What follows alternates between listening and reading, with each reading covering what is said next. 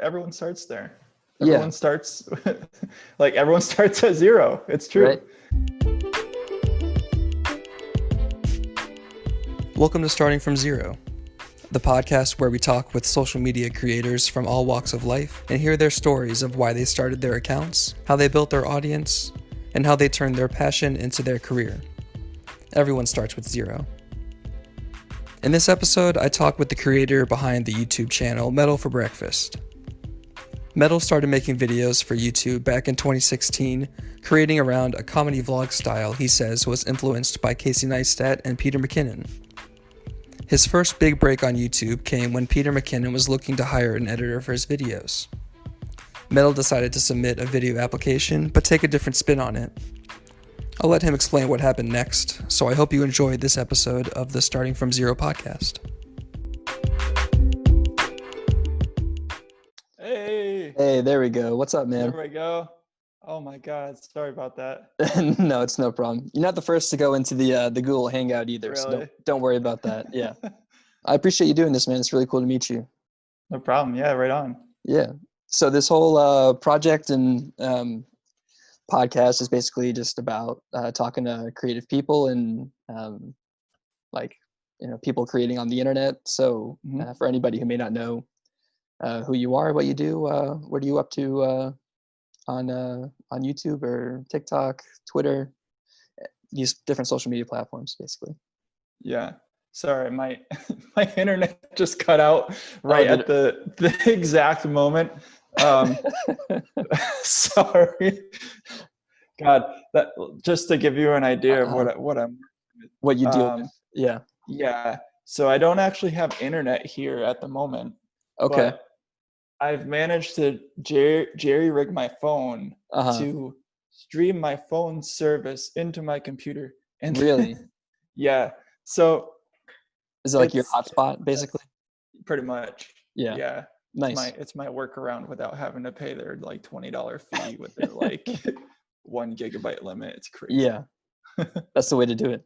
Yeah. What were you saying before? Before everything cut out? Yeah. Basically just kind of explain like who you are and what you do on the internet. Gotcha. So I make like comedy videos. I do like TikTok videos. I got into TikTok like last year or something like that. Mm-hmm. I'd say I haven't really found like my niche.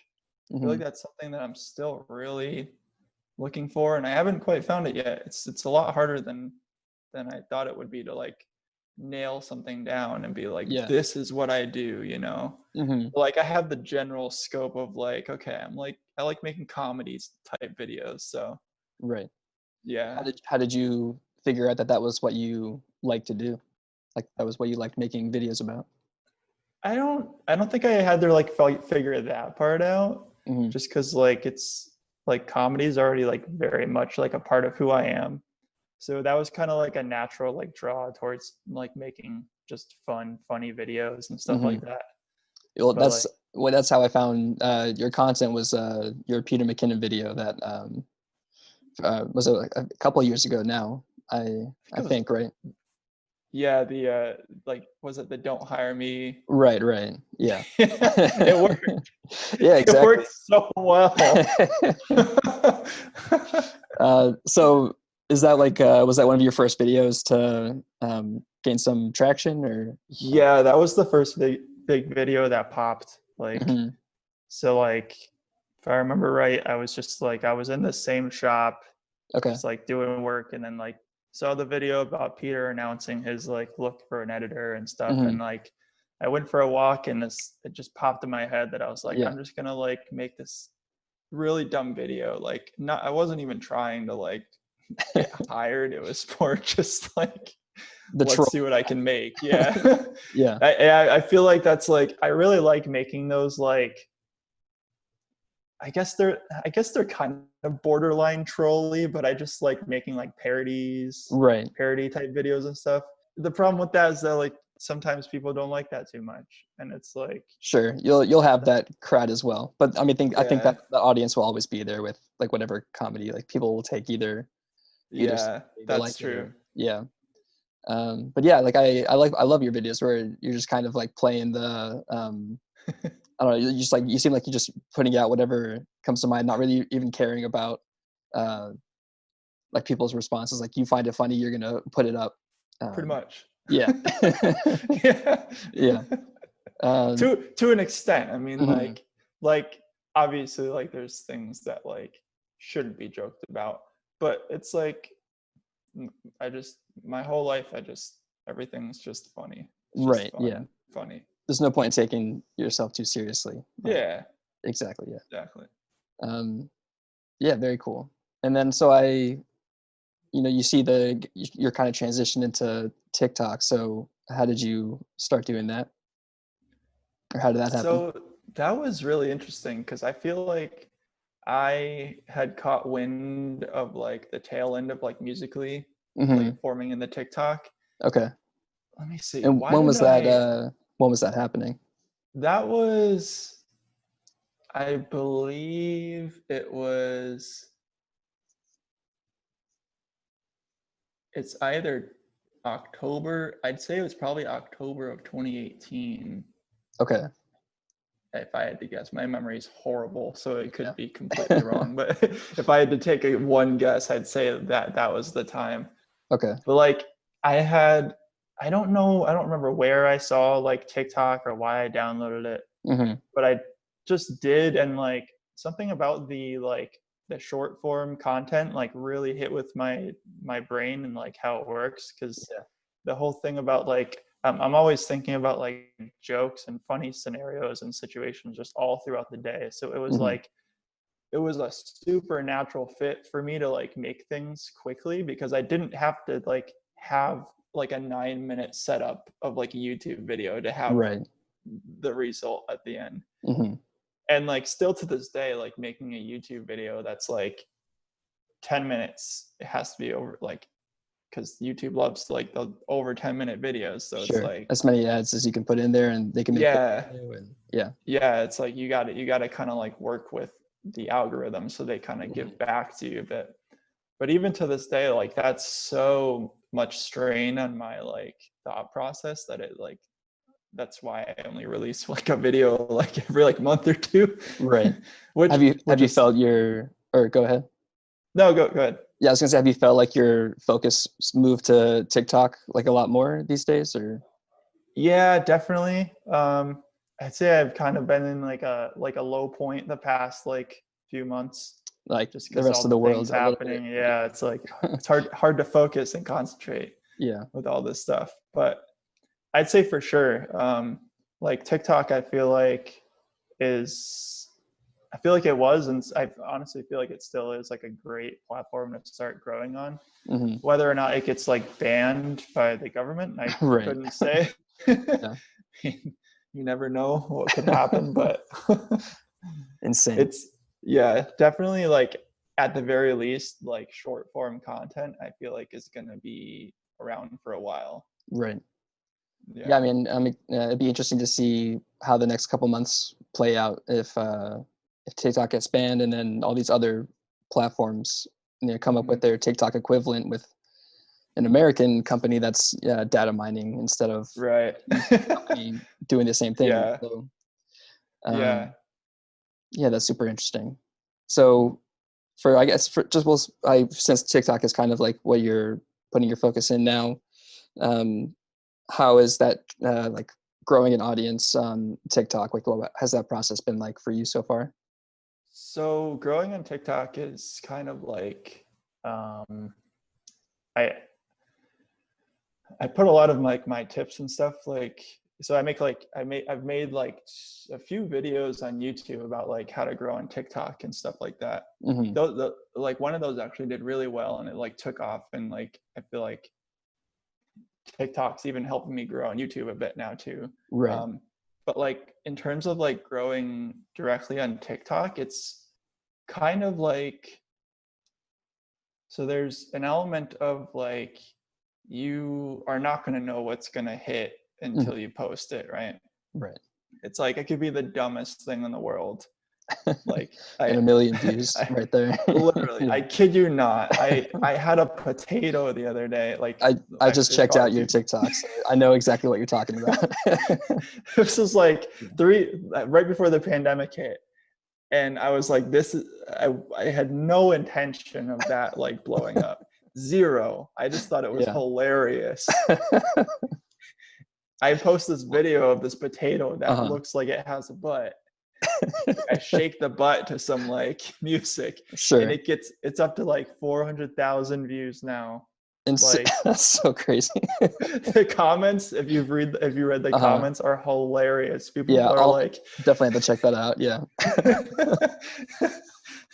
Basically on TikTok, the way it was for me was like, it wasn't really like a slow, steady growth type of thing. Or like you post a video and it just like skyrockets. Just all at once.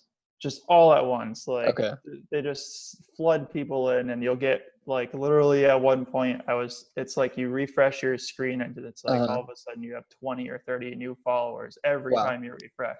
Insane.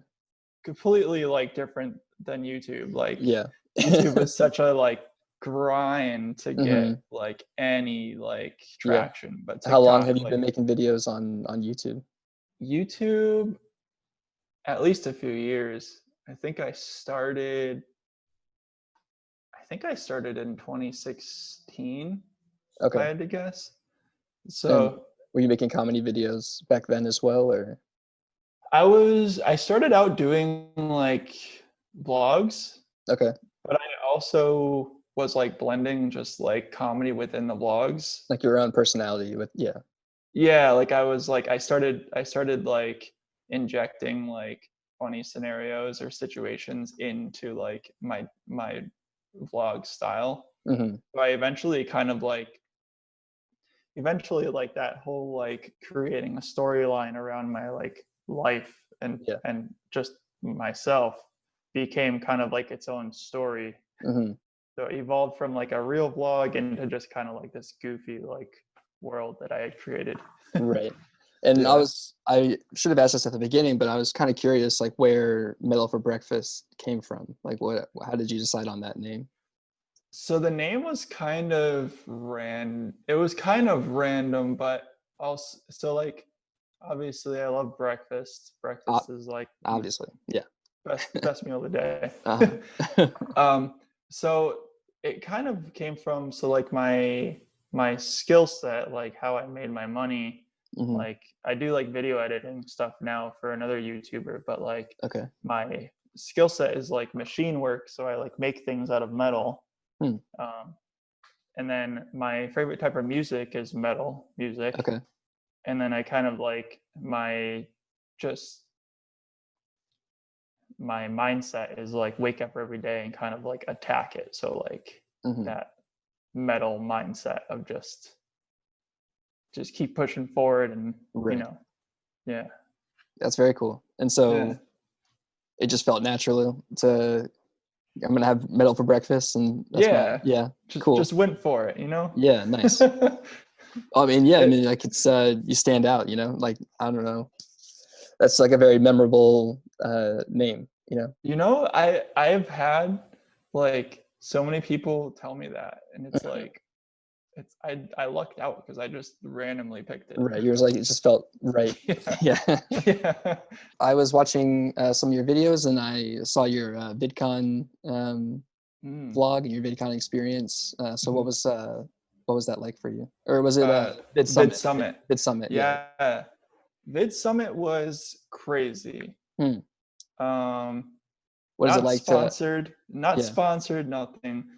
Highly recommend if you can go to Vid Summit to go. It's a bit pricey. But totally worth the price. What was the whole experience like? Like what kind of events or talks or? It's just I think when I went it was like 4 or 5 days, and the entire day is just packed full of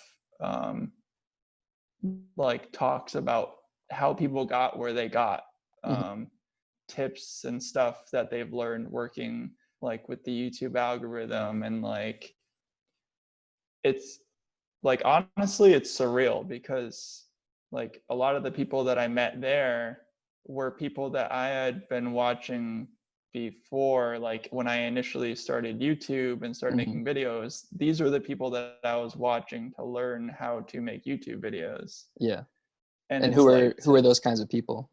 So like Daryl Eves is definitely like a big one. Like he's the one who like got me in there in the first place, like got the tickets and stuff. Nice. Yeah, he's super knowledgeable. Like Roberto Blake, I met Roberto there. Oh, nice. And it's like it's like getting to actually like meet people that you watch on YouTube regularly kind of changes your mindset, and it kind of helps you shift it from is this possible to like this is possible, and kind of gives you a good boost of motivation after you've experienced it. Yeah. What's like your biggest takeaway from I mean meeting the people that you're watching all the time? I guess what you just said makes a lot of sense as well, but was there anything else that you took away from that whole experience? I'd say like it kind of like overall just really makes you believe that you can do more than you know. Like don't underestimate how far you can like push your YouTube channel or anything. Like literally all it takes is to just start doing it. You know? Yeah. Like it's so interesting because like this was like must be like 6 years ago. I remember just like one day I was like, heck, why don't I just like make a YouTube channel and just try to like be a creator? Yeah. And then I just started doing it and just never stopped. And it's like when you start, you don't really have anywhere to look back and be like, oh, I'm making progress, because like it's like so minuscule at the start. You're in it the whole time. Yeah. Exactly. And it's like you're gonna be in the thick of it, and it's not until you've done it for a while that you can look back and be like, whoa, like I've made a lot of stuff. Right. Yeah. How long in between the idea of starting a YouTube channel and actually starting the channel was that for you? Pretty instant. Really? Okay. Yeah. Cool. My brain when it like wants to do something just like does it immediately. Which can be a downfall, because I do a lot of things that I don't do to my full potential, and then I just get lazy and stop. I feel that. Yeah. Yeah. The way I see it is like the things that I keep doing are probably the things that I should be doing anyways, because it's something that I enjoy to have not given it up. Yeah. Because like, so Roberto and Sean Cannell of Think Media are kind of the algorithm or like social media teachers online that I've had. So you talked about Daryl and Roberto, like what other kind of content creators kind of inspired you to, this is like something that you want to be doing for yourself as well? Speaking of Sean, I ran at Vid Summit. Ran into Sean in the bathroom. Really? Like you're surrounded. It's so weird, man. You're so surrounded crazy. by. I'm sitting. I'll get back to. I just want to tell you. I was there with. I flew out there with one of my friends, Josh, and like we're sitting like watching Gary Vee talk. Oh wow. And I'm like, I text him. I'm like, hey dude, don't turn around because it'd be awkward, but Mr. Beast is sitting right behind you. And he leans forward and he's like, who? Really? Mr. Beast? Who's Mr. Beast? And Jason. Did he like, say anything? And he just keeps going, and I'm like, all right, whatever. So just little things like that all the time. Yeah, it's wild. Yeah. Sorry. Going back to what you were saying. Yeah, like who were the kinds of content creators that you were watching? So I started out, I started out doing the vlog thing, and I was watching a lot of Casey Neistat, a lot of Peter McKinnon. Yeah. Like they kind of started the whole like vlog thing, and it's like, let's see, who else was I watching? It's hard to even remember now. I think I was mostly just watching Peter and Casey, and then watching like the Daryl Eves and all them about like how YouTube works and how you can like back end kind of stuff. And because that stuff I feel like is hugely important. Like thumbnails and things like that are so critical. Right. Yeah. And so when you were, what were you doing? Like, were you in school? Were you working when you started your channel? So I was doing, so I was in this like giant maker space called Artisans Asylum. Okay. I was living in Boston at the time. It's a really cool place because it's literally this giant warehouse where everyone has like their little like walled out space, and they're just making things like, wow. And it's like a mix of businesses and just hobbyists and everything. So I was working out of there making like metal parts for a guy who had a company there. Okay. So I kind of had some like free time to like run around and make a vlog, like, and like, start doing that. So that's kind of how I weaseled my way. Yeah, a perfect combination of putting your time in and like, doing a couple of passionate things. That's pretty cool. Yeah.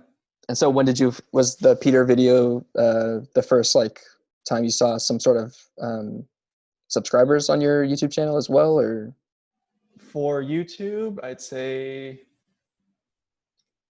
yeah, that was the big video that got a bump, because I think what happened was I made that almost immediately, filmed it, edited the whole thing like same day, and had it posted like the night before I went to bed. Okay. So I think what happened was I got that up into the algorithm at like the perfect time. Yeah. Then the next day there was a flood of other videos coming out, like Peter McKinnon editor, that YouTube clumped together. And since mine was like the first one, they kind of pushed it up to the top. Rest of the top. Nice. Yeah. And wild. It's crazy, right? Yeah. Just to think. And so when that does happen, like what's your thought process, like watching the back end or like numbers, and what do you want to do going forward after that? So I remember I was like riding home in a Uber or something, and I had gotten 5 subscribers in the past half an hour, which was unheard of. Right. And I was like, I literally said out loud, I was like, I think the algorithm's picking up my video. And then it just literally just kept going up from there. Yeah. And it's like, it kind of, I'd show you the graph, but I don't want to touch my phone. Right. Yeah, we don't want to mess with that. I'll send you a screenshot. You can like. Yeah, we'll stick it in there. Yeah. But it kind of like goes literally like straight up and then just like drops down like a sharp peak. Really? So it can be kind of sporadic at times. Right. Like, and so now like going forward, so that you make that video, and then were you just continuing to make the same kind of content that you were making before, or what did you try and do after that? I think I did. I think I made like a some kind of sequel video. Yeah, I made a sequel to the video editing one, where it was like, I have to make the worst video ever now so that he doesn't like hire me. Right. So I don't remember if I had it named this to begin with, but I have the most clickbaity thumbnail and title ever. It's like Peter McKinnon, worst video editor ever, question mark. It's like a big like cross out symbol. It's right. Like, the big David Dobrik, like, oh. Yeah. But the whole video is about me like trying to make the worst video ever so that he's like, oh God, like no.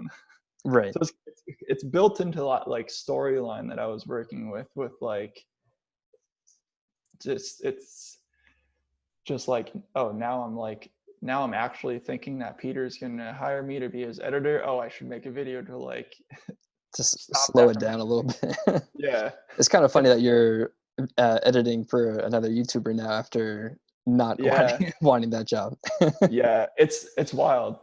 Like Daryl actually like hooked me up. So like, oh, nice. He introduced me to this other YouTuber, and he was like, hey, he's looking for an editor. Like, you do really good work. Like, I'm gonna put you in contact with him. So it's like connections, I feel like are super huge. Like, they can open up a lot of doors for you, like, and stuff like that. Yeah. So it's definitely worth it, even if you're like introverted. Like, I'm super introverted. Oh, same, man. Yeah. Yeah. But I like somehow forced myself to like literally run around Vid Summit and like interview people, like, and ask them what they think of Vid Summit, even though even the thought of that like scares me to death, but somehow I did it. Yeah. I mean, that's kind of how I got started in making videos. And I had a corporate job where I was traveling across the US and flying everywhere each week. Every Monday I flew somewhere, and every Friday I flew home. So to like kind of pass the time in waiting around for my flights to take off, I started interviewing people in the airports. And then I would ask like one question each time and edit all the different answers together. And it's just like a way to get outside my comfort zone, and also like not just sit and play 24 for like 2 hours, you know? So yeah. But yeah, like this, and then it just kind of spiraled out into, you know, leading me to pursuing this project. So yeah, I don't know, just keep trying to put yourself in certain situations and pushing your comfort zone and all that kind of stuff. Yeah. I honestly feel like it's just like you, like, in order to find success on like social media nowadays, it's all about just like holding yourself outside of your comfort zone for long enough that it becomes your comfort zone. Right. But by that point, you'll have made it where you want to make it. Yeah. And like, which is not. Do you feel like you're at the place where you want to be in your social media career? I feel like I have a lot more to go, just because like I feel like my ultimate goal is more so like freedom and like being able to like I love like MKBHD, like he's got his own like warehouse full of all this cool tech. Exactly. And yeah. he just gets to make all these awesome videos. Like Casey's got his like messy freaking like shop. I don't even know if he's still there anymore. I think Sam Sheffer took that space over. Right. Yeah. Or I think I watched that video too. Like they put a wall up in the office. Yeah. Yeah. How do you think what are the next steps to like get to your goal? Or do you have like a small win that you're focusing on right now? Or yeah, honestly, I'm like right now I'm really focusing on number one, kind of nailing down my niche so I have an easier time making videos.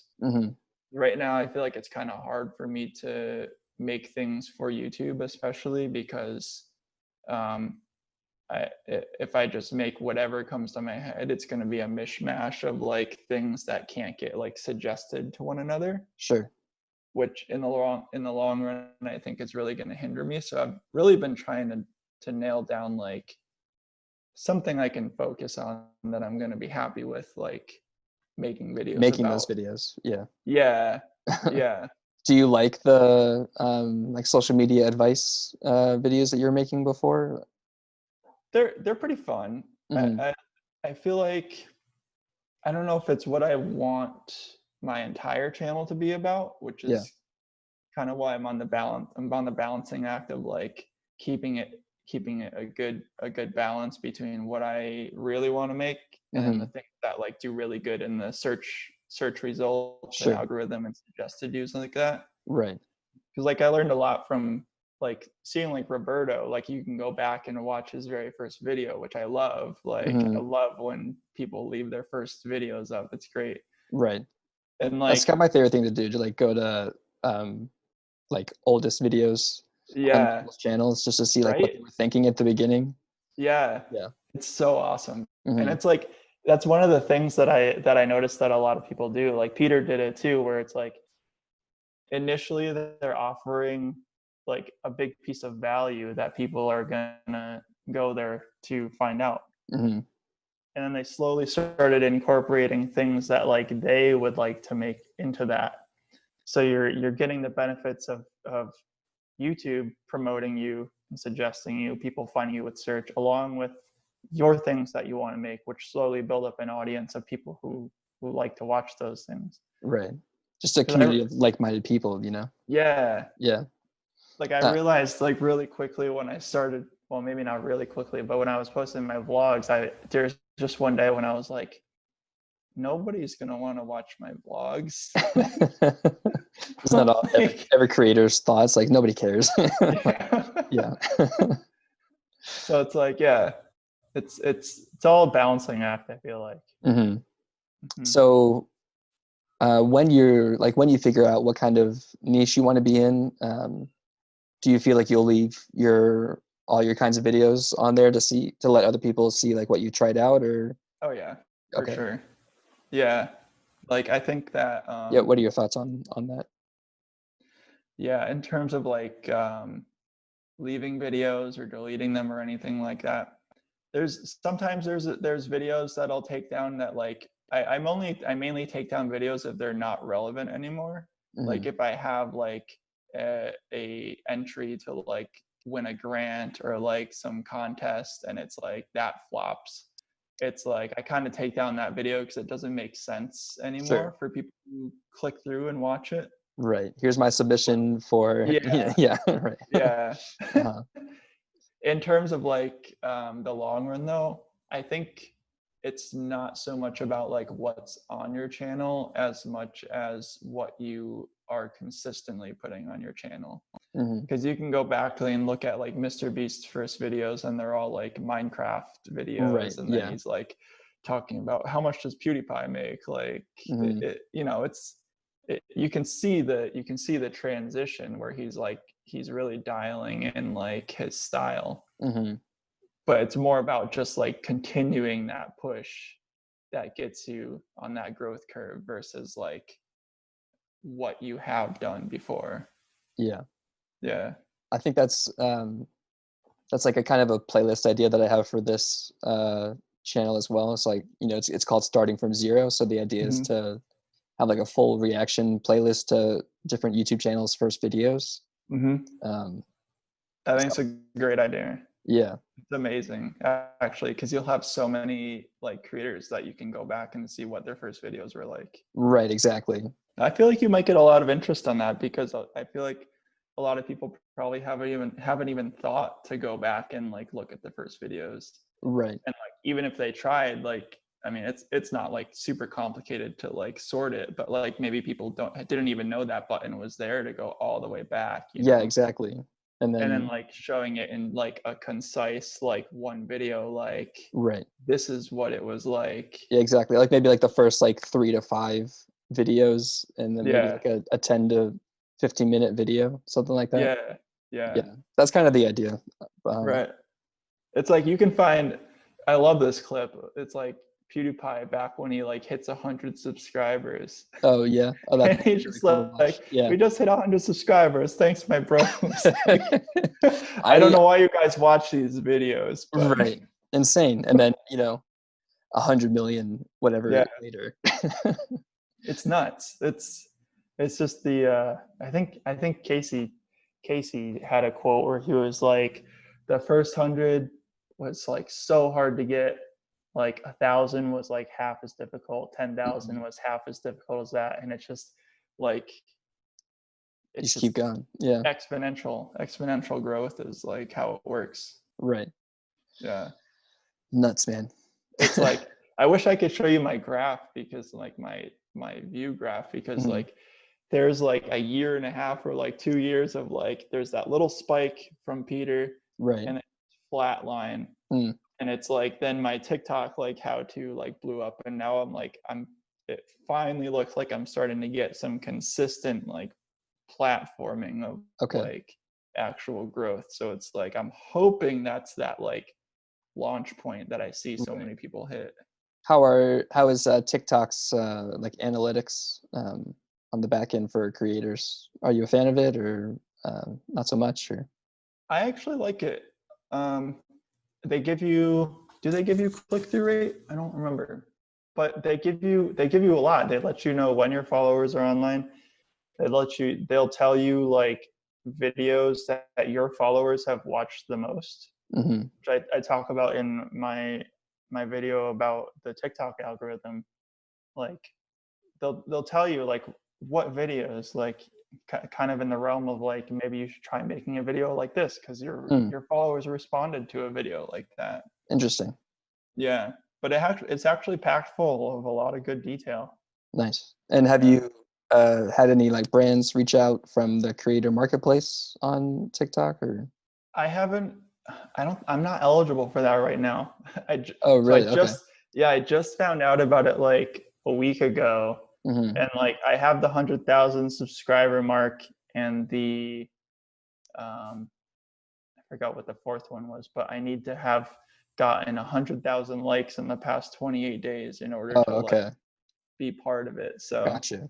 I got some work to do before I can like. Yeah, that's next up. Yeah, exactly. Okay, cool.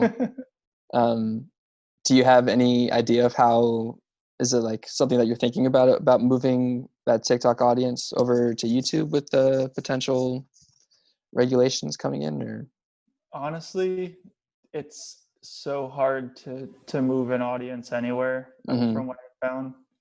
That's one of the things that like still kind of like boggles my mind a bit, is that there's different ratios of like how easy it is to get your audience to follow you in other platforms. Like I haven't had much luck in getting like that cross-platform like growth. Right. So it's just not even something to even try, because it's people kind of just use the platforms that they like, and if they find you on one, then and that's what they watch, then that's where they watch you. Exactly. Yeah, that's really interesting. I don't know whether it's like TikTok is like all short form content, and then YouTube's kind of the opposite. So maybe they're not really like they're mesh. Not really the same audience or something. But, right. Yeah. Yeah. Have you found? Is it really that much of a younger audience on TikTok than YouTube? Or in the beginning, it definitely was. I feel like it still is, but I feel like it's getting more mainstream adoption now, especially in the United States. Yeah. So like my girlfriend was telling me like I should get on TikTok. So it's like, all right, it's starting to like everyone's starting to get on. Yeah. It's always funny, those like little things that kind of like give you hints as to the popularity of an app, or like once your mom starts telling you like, are you on are you on the gram? Like, I actually made a video like the first year I was on TikTok. They were having like a TikTok year in review or something, and I made a parody video about like it was me, and I was like basically like, hey, you should check out this TikTok, and then the other me was like, you kidding me? That's for kids. Like okay, yeah. Forth. And like TikTok actually like posted that in their like Instagram recap video, like as the first video. Oh, that's awesome. God, that's so sweet. Yeah. Have you had any other kind of moments like that where like your content was shared on other platforms? Or? Yeah, so I made a video, a Stranger Things video, where like I went and I made like a strawberry smoothie for Alexi. Do you know Alexi from Stranger Things? No, I don't. No. I watched like the first couple seasons, but. Oh, you have? Yeah. So basically there was like a the community loves this character. Okay. So I made him his favorite drink, and I don't want to spoil anything. I'll just say I made I'll just say I made a Stranger Things themed videos, and they messaged me, or they actually retweeted that on Twitter. Oh, that nice. blew Okay. up on Twitter and got like, I think it got like 200 or 400,000 views. Wow. How many people are following the Stranger Things account? Oh, probably millions. Millions, right? Yeah. Yeah. Surprisingly though, like I didn't get any like Twitter followers from it, which is like, what? Twitter, man. If you wanna have a hard time growing, yeah, is that a whole other beast? Twitter is unmatched. Really? Twitter and Twitch, those two are like, those are the beasts. Those are the they're hard. Are you streaming on Twitch as well, or? I am going to start. So I want to turn this whole space into like a streaming like studio. That's cool. Because I feel like Twitch has it, like, it's definitely not just starting Twitch, right? Right. But I feel like the amount of people who are like successful in there right now is kind of in the same realm as like when like Casey and Peter were starting. There was only a few like YouTubers who were like up there making a living off of it, and now it's like a more realistic thing where more people are like starting to make a living off of it.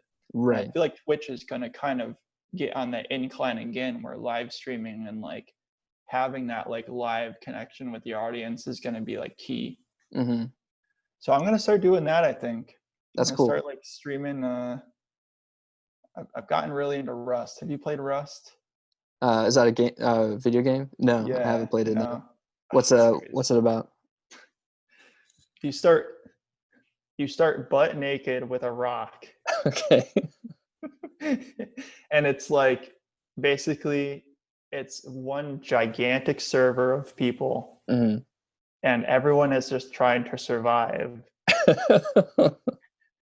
And you can go all the way from a butt naked person with a rock to having like full geared outfits. You can build your own like forts and like can you become like the king of your own kingdom, or? Yeah, but it's so stressful. It's so stressful, but so fun. I'll have to check out Rust now. Man, it's crazy. Get my rock on. I'm addicted.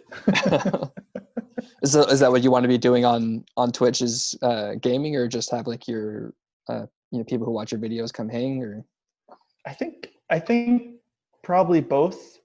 It's one of those things where I haven't really gotten too deep into it, so I don't really know yet.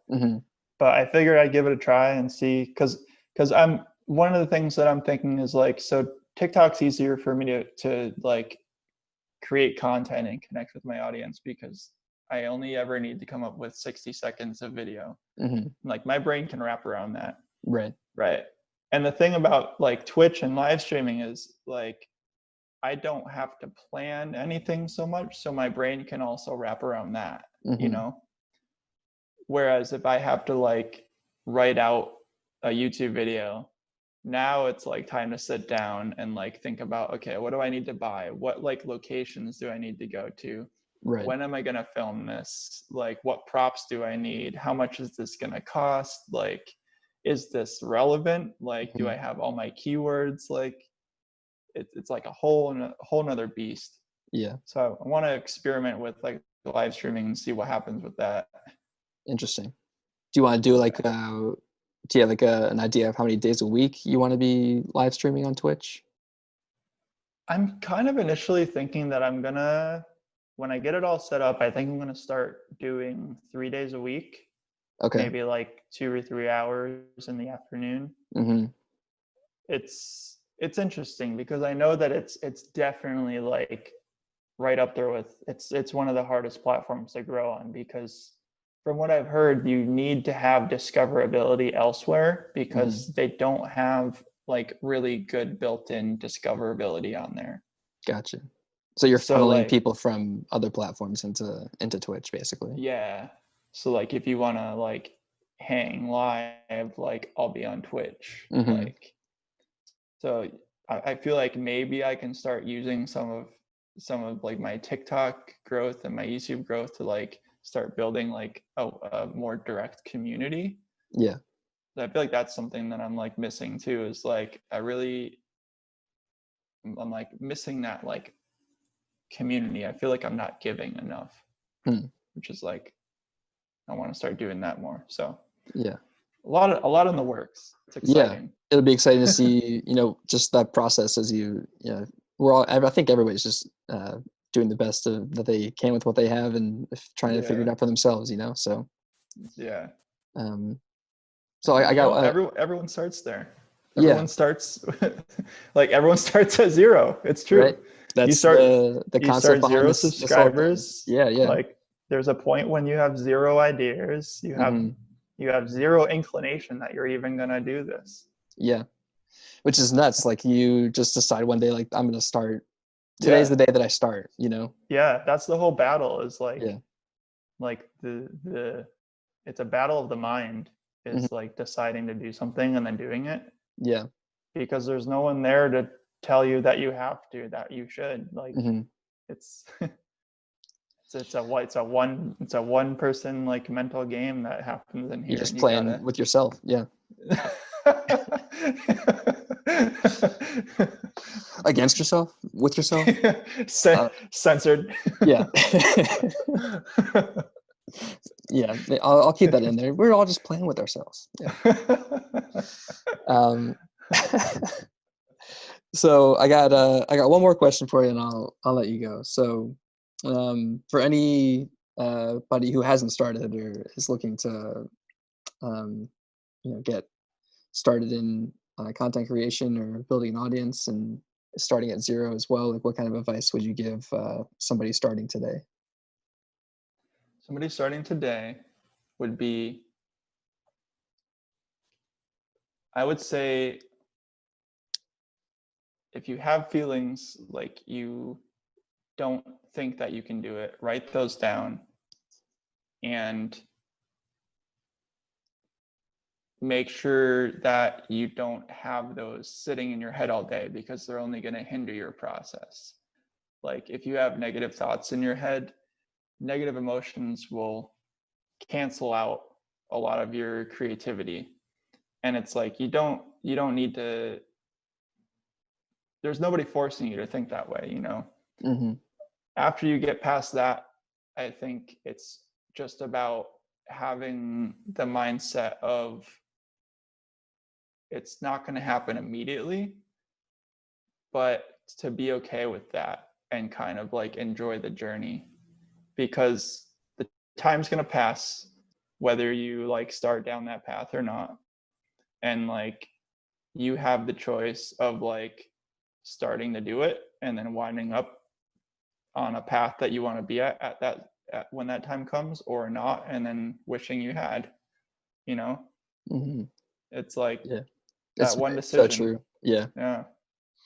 Like something that I've been thinking about a lot lately is like get out of your own way.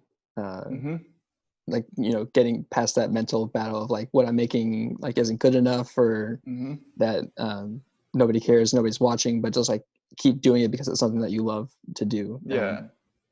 Yeah, I completely agree. That's like spot on for me, and I'm sure a ton of other creative people right now. Yeah. Well, I hope so. Yeah. So just believe. Just believe.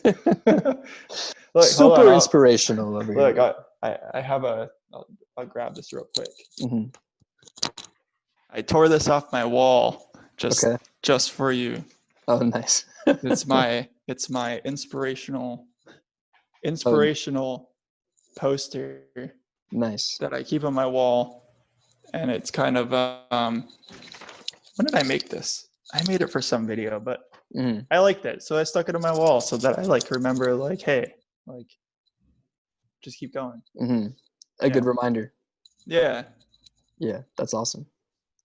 Well, yeah, I appreciate you taking the time to do this and figuring out the internet connections and through all of it, you know.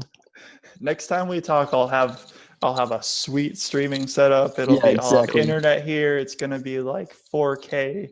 Oh, crisp camera. Nice. I'm looking forward to it. Yeah. Yeah. Same. Yeah. Well, all right, man. Again, like, thank you for taking the time to do this and sharing your story, and I really appreciate it. Totally. Thanks for having me on. Yeah, of course, man. Hope you have a good night. Cool. All right. See you. Right on. Later, man. Thank you for listening to the Starting From Zero podcast.